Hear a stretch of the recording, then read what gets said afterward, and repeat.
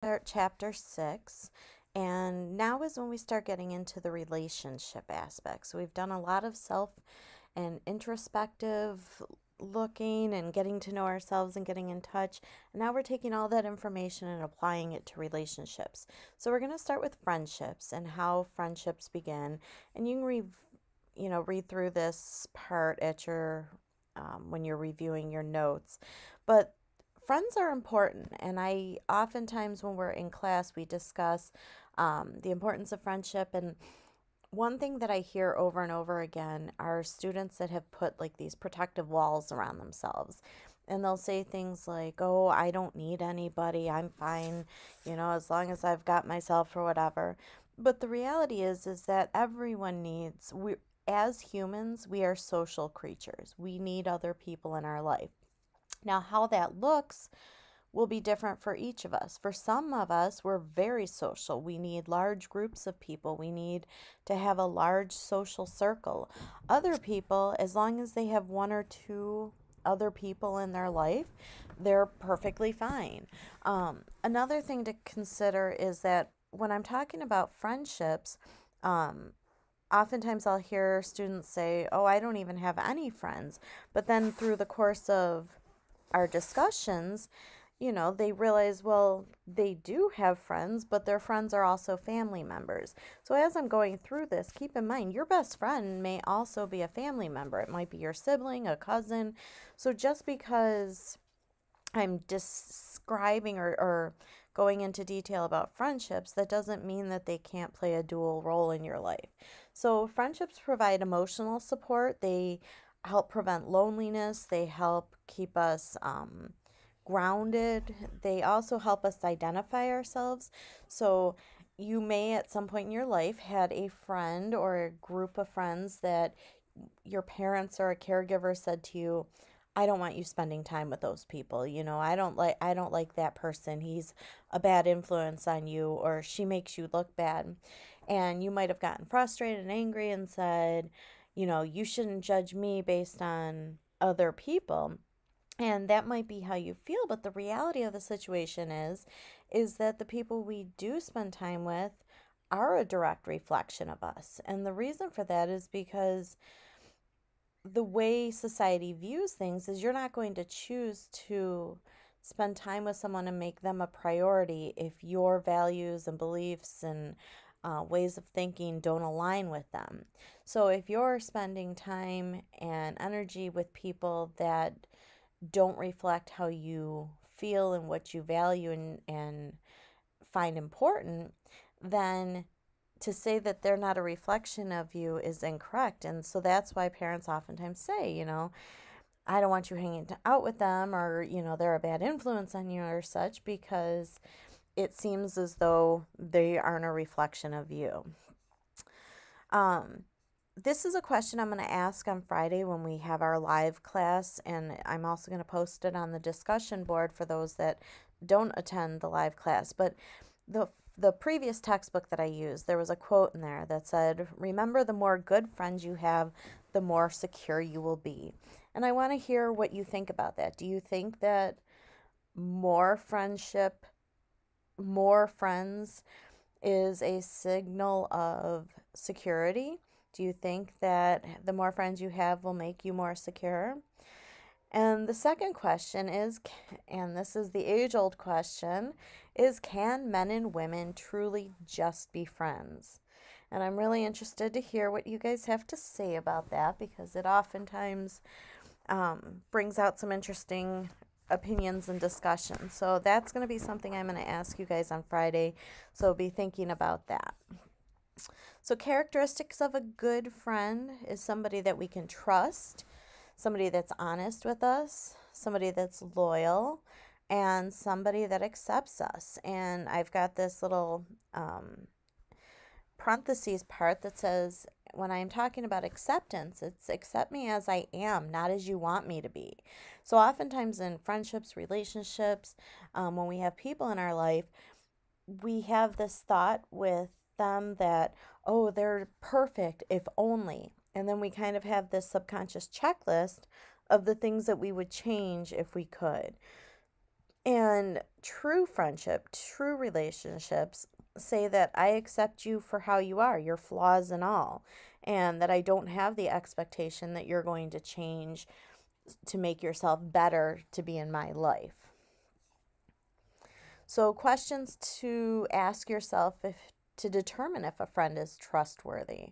So, I know for myself, when it comes to relationships in my life, trustworthiness is the number one most important aspect. And I even say this to my children. So sometimes kids lie, like when they're, you ask them, oh, did you eat the last cookie? And, they've got chocolate smeared on their cheeks and they'll look at you with wide eyes and say, no, it wasn't me. And when parents get angry about that, children don't understand, like, it's just a cookie. It's not that big of a deal. Well, it doesn't have to do with the cookie. It's the fact that you looked me right in the eyes when it's very obvious that you ate the last cookie and you lied to me. So this is something that, I reiterate a lot with my children, and that carries over to every aspect of my life, is that if I can't trust you, especially with the most simple things in life, then how am I going to trust you when it comes to big and serious things? So when it comes to our friendships, trustworthiness is everything. So how do we know if a person's trustworthy? So it starts by, is the person predictable? So when you need them, are they there? And this can go for good or bad. So it can help determine. So maybe you're that person that's always there for your friends, but when you turn to them, they don't pick up the phone, or they don't respond to your text, or it takes them, 2 days to respond. And by that point, the crisis is over, whatever. So are they predictable in that they're showing you where you are of value in their life? And you can use that predictability to help guide you is this really your person in life? Is the person dependable? When you need them most, are they there for you?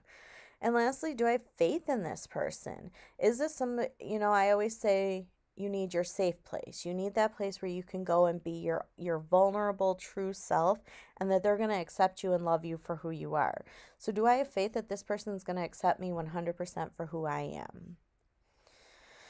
There's that old saying, opposites attract, and there is some truth to that, in that opposites tend to be what attracts us to people. But when it comes to long-term friendships, long-term relationships, long-term connections, it tends to be the similarities that actually draw us together. And so it's this idea that when you're compatible with somebody, when you share the same values, interests, beliefs, that's what's going to hold you together and bind you together. And there's this quote at the bottom, similarity breeds contentment. And I know when you're young and life is new and exciting, that the idea of being in a relationship with somebody where you're content doesn't sound very amazing. It's like, who wants to be in a content relationship? But I'm going to tell you, at some point in your life where the games, the craziness, that's not going to be fun anymore. And you're going to realize that contentment, knowing that you can count on that person, that's where the longevity comes from. So where do we find our friends now that you're adults? It's just not as easy as it was when we were kids. So a lot of times it's where you're at. So you might become friends with coworkers because that's where you spend a lot of your time. If you're spending a lot of time on campus, it might be other classmates, friends, neighbors. This is why a lot of times our best friends are also family members, because those are the people we spend the most time with. So can opposites attract? This is going back to what I was just saying. You'll notice that this week for the topics, after you read the PowerPoint, so I'll go to this link now, you'll see that it's got the usual slides, but I also have some videos, and from these last sections, these last topics, there are videos that are embedded into the slides, but last semester I had some students that were having trouble opening the videos, so what I did was I took them and I put them as separate links. So in addition to reading through the slides, I do want to make sure that you're watching these videos as well. So please, after you're done reading the slides, go back and watch those videos. Okay, so now I am going to go to section 2, And this is where we start getting into romantic relationships and, building that bond in a romantic way. So a lot of you are probably at this stage in life where either you're in a relationship or you're looking to find a relationship or you're ready for that phase of life. So what we find desirable in a mate tends to be a view of our culture and how we were raised and what we were taught to value. So different cultures have different values and place different significance on what is compatible in a mate. And so this might be something that was told to you throughout life. So maybe you are expected that when you choose your partner that you're going to settle down with, that it's got to be somebody that's successful, or in some cultures, virginity is a big characteristic that's expected in marriage. So if your partner, if your future spouse is not a virgin, then they wouldn't be considered marriage material. So looking at your own beliefs, how you were raised, your cultural beliefs, and determining what would be a good spouse for you. Becoming lovers, so that making that transition from friendship to romantic relationship, there's a lot of similarities that go hand in hand. So you'll hear oftentimes couples that have been married or married for years will say, oh, we were friends before we got romantically involved. And that's because those same characteristics, that trust, that respect, that acceptance, are all the same foundations that we need in romantic relationships to make those successful as well. It just, these are taken then to the next level. So when it comes to trust, we have a deeper expectation that we can trust this person fully, that they understand that now they're talking about our heart, our belief in the relationship in another person. So all of these are expected to go to a deeper level. So love, when we're talking about love, does love at first sight exist?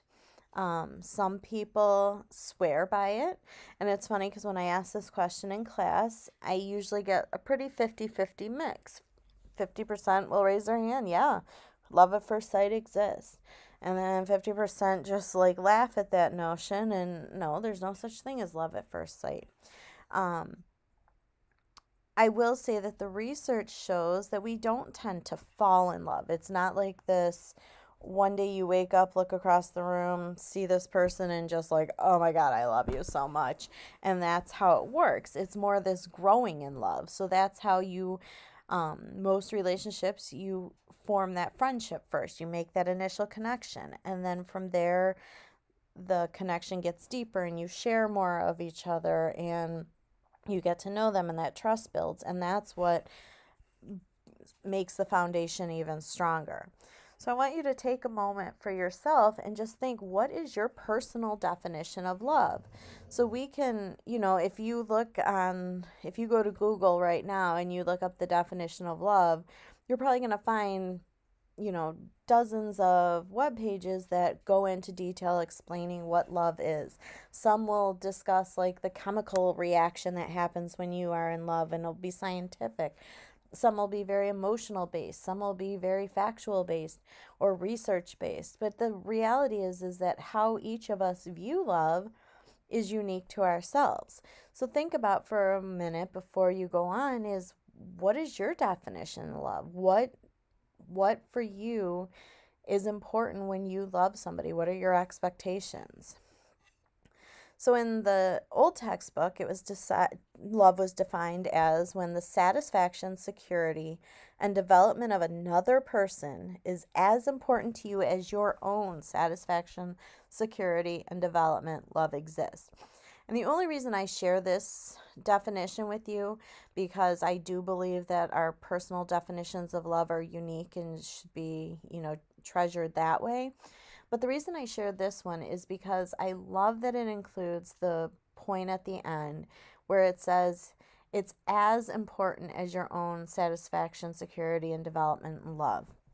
So, what this is saying is that in order to truly love somebody else, you have to love yourself first. And it's that whole idea of the oxygen mask on an airplane. If you're in danger in an airplane, they tell you, take care of yourself first, because if you're not safe, you're not going to be able to help anybody else. And it's the same in love. If you aren't confident, secure, and love yourself, then you're never going to find that from somebody else. Nobody else can show you love if you don't feel it yourself. So there are three distinct components of love that differentiate it from friendship. So first is that passion. And this is where that chemical part comes in, where it takes it to the next level. So not only do you like the person, but now you've got this attraction to them, this physical desire. Then comes the intimacy. So this is that component that takes it to the next level, where you share. And when I'm talking about intimacy, I'm not talking about sexual intimacy, I'm talking about emotional intimacy. So this is where you fully trust that person, where you can be your true vulnerable self and your authentic self, and you trust that they're going to respect that, they're going to treasure it, they're going to protect it and not use it against you. And then lastly is that commitment part. So that willingness to face challenges together. You're not going to, if you are in a truly committed relationship, then every argument isn't going to be, okay, we're over, we're done, walking away. And if that is the way your relationship is at this point, it's likely that you're not at that deep level yet, because in a true committed relationship, it's going to take a lot for you to get to that point. It's not going to be every time you're frustrated or angry with the person, you're willing to walk away. So the next part I'm going to talk about is the 5 love languages. And this is, if you go to our Blackboard page under the textbook and suggested reading, this is from a book that is included in that suggested reading part. And the book is the 5 love languages. And I'm going to tell you right now, I'm going to preempt this statement, that this portion of the class is that if you truly take this in consideration, it can literally change your relationships and how you view our relationships. Because one of the biggest things, and as a social worker working with families and couples and relationships, I heard a lot of tension and issues in relationships that came from this belief that your partner didn't love you as much as, or didn't love them as much as they loved their partner. So that there was this imbalance of love. And if you think about the love languages in relation to that, what the 5 love languages say is that each person has their own unique way of showing and expressing love. So if you don't know your partner's love language, then when you're expressing love the way you do, and they're not reciprocating in the same way, if they're not speaking the same language as you, then it'll seem to you as though they don't love you as much, which will cause you to feel insecure, unloved, not committed.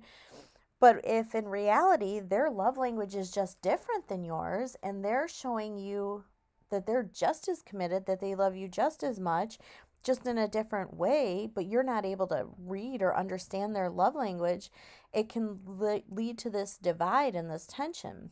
So if you think of it as, instead of, oh my God, my partner doesn't love me as much as I love them, instead of looking at it from that perspective, you change your way of thinking about it and instead say, okay, how is it that they show their love?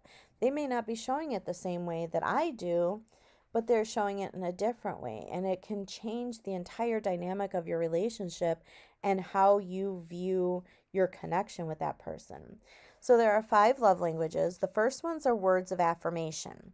And these are people that need to say and hear the words. So they have the verbal affirmation, the verbal appreciation. So this is the person that needs to hear, I love you, you're important to me, I value you, I appreciate you and the things that you do for me. And for this person, this will be the person that, they're talking to each other on the phone, and before they hang up, they say, I love you every time. I love you. Have a good day. I appreciate you, things like that. And if the partner is not a verbal affirmation, they may not reciprocate every time. So it might be, you're talking, okay, I love you, talk to you later. And the partner says, okay, talk to you later, and hangs up. Well, if you're a words of affirmation person, you might sit there and stew on that. Oh my God, I said I love you. Why didn't they say I love you back? Is something wrong? Is there a problem? Where if the other person, words of affirmation is not their love language, then to them, they didn't even notice that they didn't say I love you. It's not an issue. They appreciate you saying it, but it's not like they needed to hear it in order to feel loved. And so it wasn't even in their thought that, oh my God, I didn't say I love you.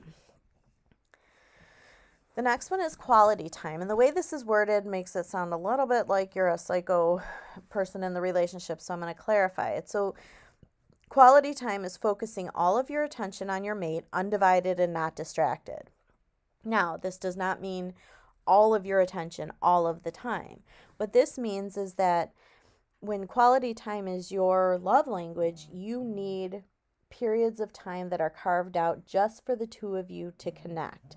And when you're in that time, when you're making that connection, you have the need and expectation that their time, their energy, their focus is not going to be divided. So if you guys set the time to go out for dinner, say, then if quality time is your love language, you expect them to put their phone aside, to talk to you, to be connected to you for that hour and a half that you're together at this dinner. And so if they're doing things like, checking their phone or checking their email or, answering text messages, then you may get angry and upset because what the hell, we're here together. You should be focused on us and our time together, not on your phone. And it can cause frustration and tension. Where if quality time's not your thing, you might think, what, I was just checking my phone. I had to answer a text message. We're still here. We're still together. I don't understand. So this is having chunks of time that are carved out just to be with that person and connected fully on that person. The next one is receiving gifts, and this isn't about like monetary gifts. This is about little tokens to show you're appreciated. So it can be, and this is for not just birthdays, holidays, things like this. This is more of those small, little, visible, concrete signs that you thought of the person, that you love them, that you're connected to them. So it could be something as simple as you go to get gas in the morning and you see that your significant other's favorite candy bar is on sale for 2 for $1 or something. So you grab them a couple to give them later that night. And so when you give them that, it in your mind, or if receiving gifts is your love language, it's showing you that, oh my gosh, first of all, wow, they know my favorite candy bar. They know me so well that they know what would make me happy. Second, it shows that even when we're not together, they're thinking of you. Like this morning, when you were on your way to work and you were focused on that, you still had me in your mind. When you saw this, you thought of me. So it shows meaning that way. And then it's also just that, it's that connection, like giving somebody a piece of something to show that you love them. Sometimes it might be you're taking a walk on the beach and you find a heart-shaped rock and it makes you think of them, and so you tuck it in your pocket to give them later. Cheesy little things like that. It doesn't have to be a big monetary expense. It's not like diamonds and rubies, even though they would appreciate that and love that. That's not what it's about. The next one's acts of device, and this is doing little acts of service to help the other person. So these aren't things that are like done out of obligation. This is something, so maybe that your significant other is going to be in school all day, then it has to come home and only has an hour to get ready, eat dinner and stuff before they have to go work all night. And so what you do is you make sure their laundry's done so they have a clean uniform, and you make dinner and throw a plate in the fridge so that they can microwave when they get home. So taking some stress, some pressure, taking something off of their plate so that they don't have all of the responsibility on themselves. These are acts of device. It's not, okay, I'm gonna do the dishes because you've been nagging me for 2 days to do them. That doesn't count. It's me thinking of something I can do for you to show you that I love you, and to help ease your stress and burden. And lastly is physical touch. And this is that needing that physical connection in order to feel loved. We're not just talking about sex here, although that's a part of it.